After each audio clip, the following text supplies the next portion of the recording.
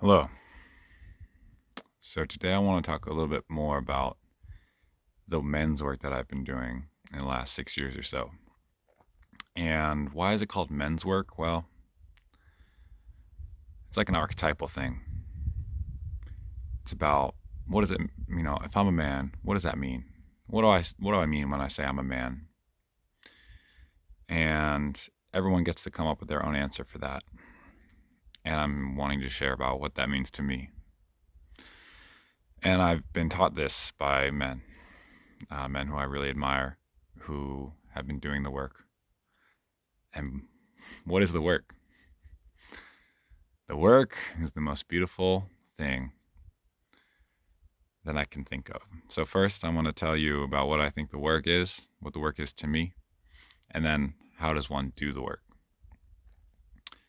So, first, the main, the simple answer to what the work is, it's just taking responsibility for what I can control, what I am responsible for. And that's me. And recognizing what that is and what that isn't. And that's about boundaries. So, what's in my boundary, I take responsibility for. What's outside of my boundary, I can't take responsibility for that. And there's a peace in that. Can you feel that? I can only take responsibility for what's inside my boundary, what's inside of my area of control. And so that's my mind, and that's my body, it's my actions, it's my thoughts, it's my feelings. It's all the things inside of me and what I create outside in the world. But it goes deep. So, like, taking responsibility for my thoughts, like, can I control my mind? Well, yes and no. There's a Buddhist metaphor that the mind is like a garden, and you can weed your garden by removing the thoughts that don't serve, and you can water the seeds that you want to grow. So that could look like a gratitude practice. Like, I want to create more gratitude in my life, and so I can put my attention on the thoughts, the seed thoughts that I want to grow, like gratitude or love, for instance. So I can control my attention, and that can impact my thoughts. And my emotions, can I control my emotions? Well, I can put my attention on my emotions, and I can notice how my thoughts impact my emotions. I can notice what actions I take create thoughts or create emotions. And I can put my attention on how my actions impact others. And I can take responsibility for the impact of my actions, whether good or bad. I can celebrate the actions that I take that create goodness in the world.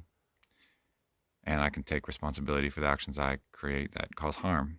And I don't need to,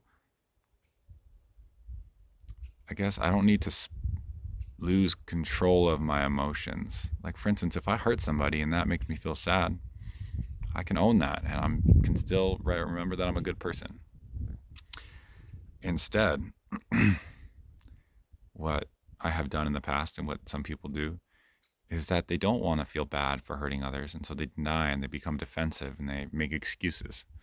And they say, well, it's not my fault, or well, that was someone else, or well, they shouldn't have done that. And that's not taking responsibility for my actions and the impact that I create in the world.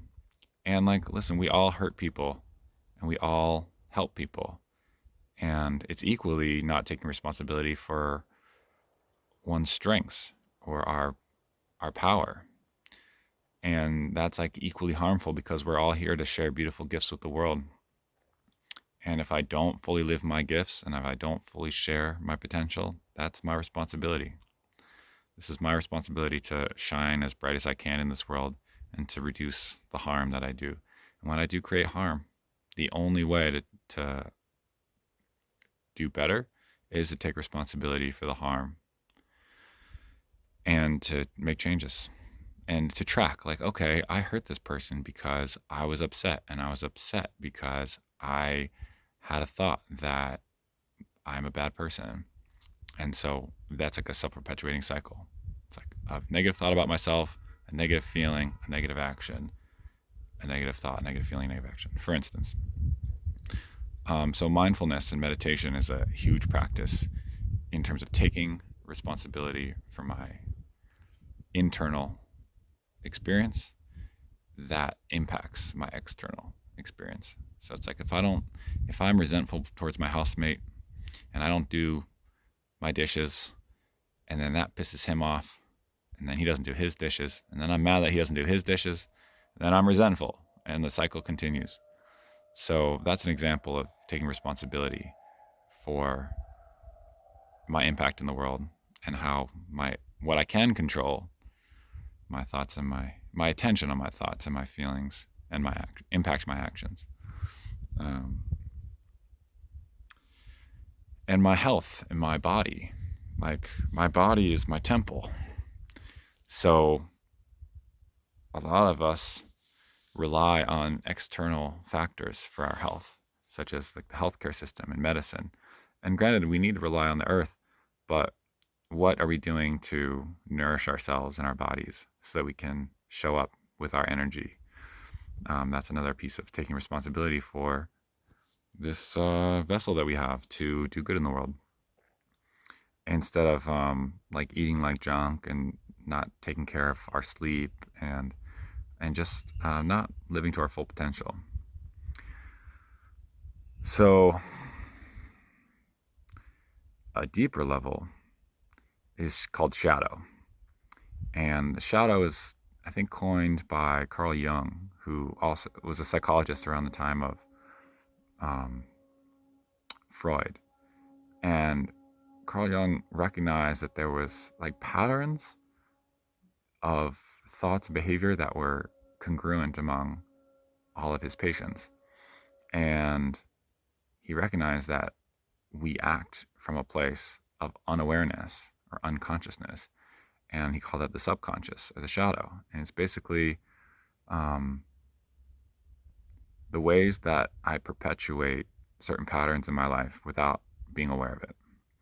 And that could look like a million things. But for instance, like if I have relationships that always seem to end in the same way, or if I keep like dating the same type of person, and hey, like what am I doing to create that? Is that random? Is that bad luck, or am I subconsciously creating that? And a huge pattern that's very common is like recreating family dynamics, right? So if I was like, um, if I was belittled by my family, let's say, then that's familiar, and that's how I see myself, as someone who gets belittled, and that's this weird sense of comfort. And so I'm gonna manifest that in my relationships, and if subconsciously, I'm gonna pick people who create that same dynamic in my life.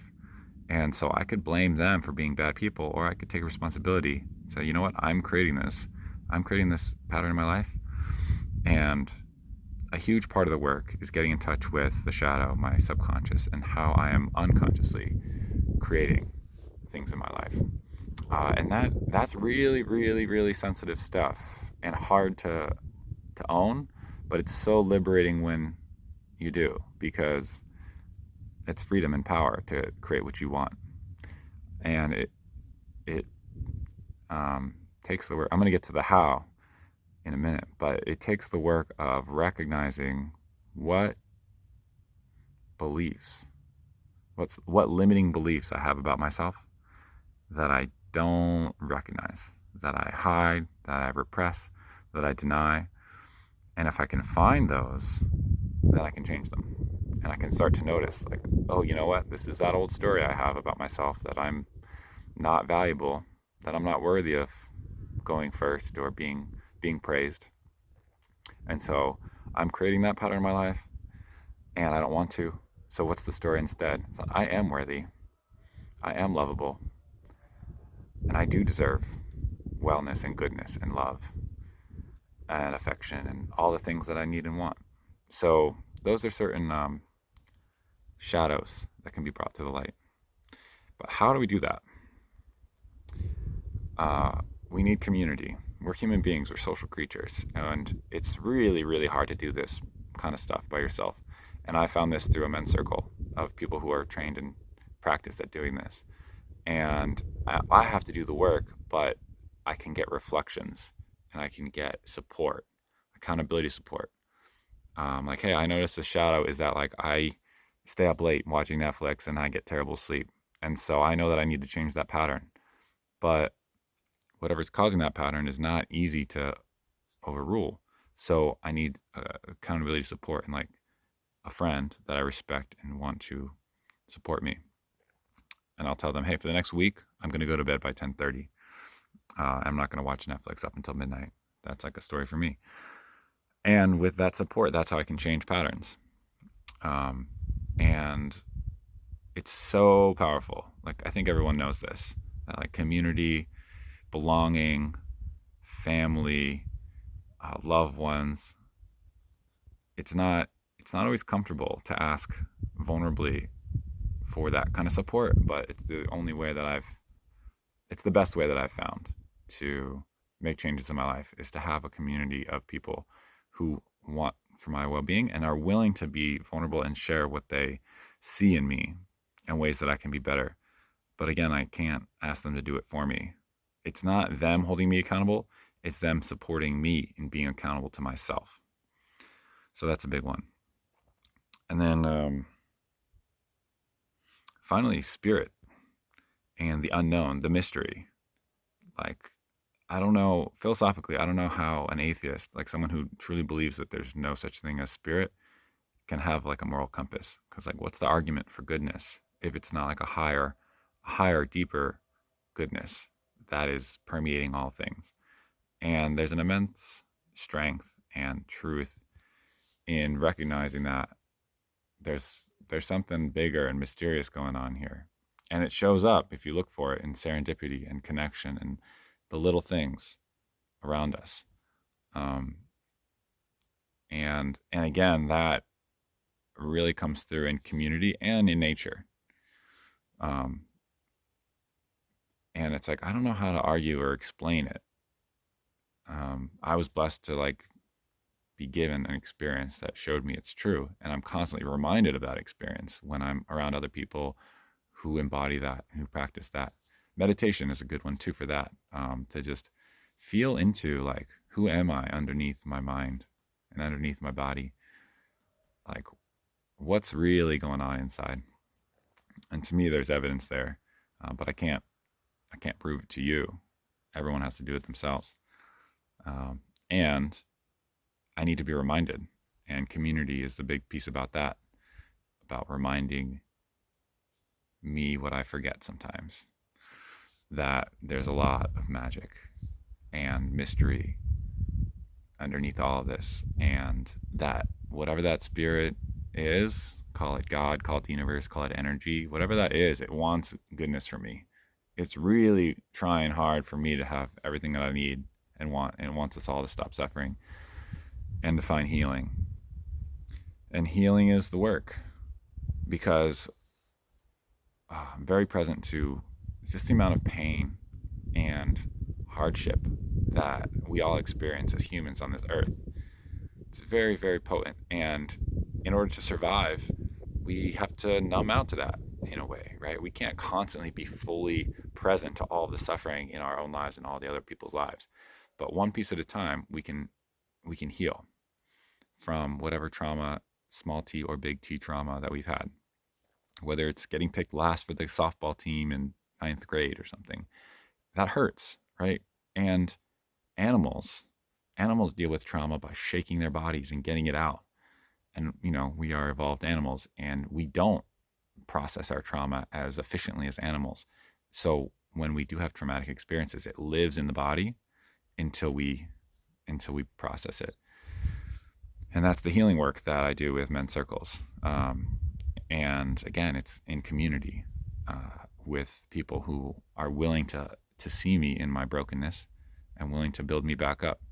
But unless I like go in there, unless I like can own and feel the hardness and then be supported in that, then it's not easy and or possible to like heal.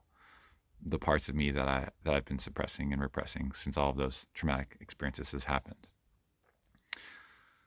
So that's what I do with brothers. Uh, and I think I could do it with sisters too, but I've found it through brotherhood and through men's circles. And if this resonates with you, I'd be happy to talk more about what maybe you can do if you're trying to heal and grow and be your fullest self and be a man in this world, because this world needs us. If you look around, it's not getting easier. Utopia is not on the horizon. It's hard out here. But with community, with spirit, and with personal responsibility and growth and healing, it gets easier. It gets amazing, because I don't have to do it alone, and I don't have to just keep repeating the same harmful patterns that I've been taught and that I perpetuate. There's so much abundant change as possible when we take responsibility for healing ourselves and recognizing more beneficial ways to be in this world. So that's what I'm present to right now and today. Thank you for watching. I love you, and I'm here for you. So if any of this resonates with you and you want anything more about this from me, please reach out. I'm here 100%. I love you. Have a good day.